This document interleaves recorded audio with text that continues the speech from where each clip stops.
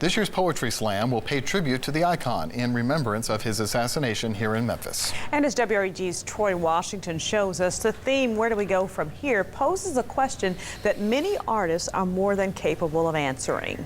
We assassinated him due to his radical approach of economic prosperity. Letting lips lead the legacy throughout generations. Words have packed the punch that catapulted action.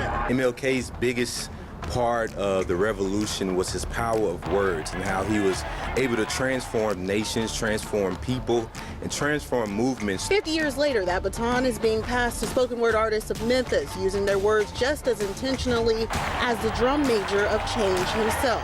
Through poetry, it gives us a chance to absorb it in a way that is performance art for sure.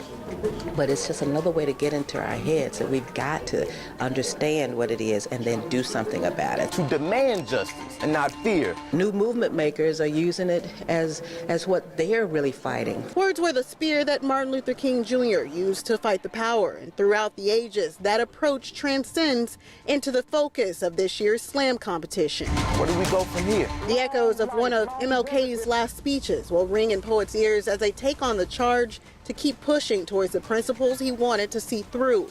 As if the Poor People's Campaign plan was all hoopla. I don't think we would have some of the best poets in the world if MLK's legacy wasn't left here in Memphis, Tennessee. So to an extent, poets, artists, social people here are carrying the legacy with responsibility. MLK said that power is love invested to demand justice, not fear. Reporting in Memphis, Troy Washington, WREG News Channel 3.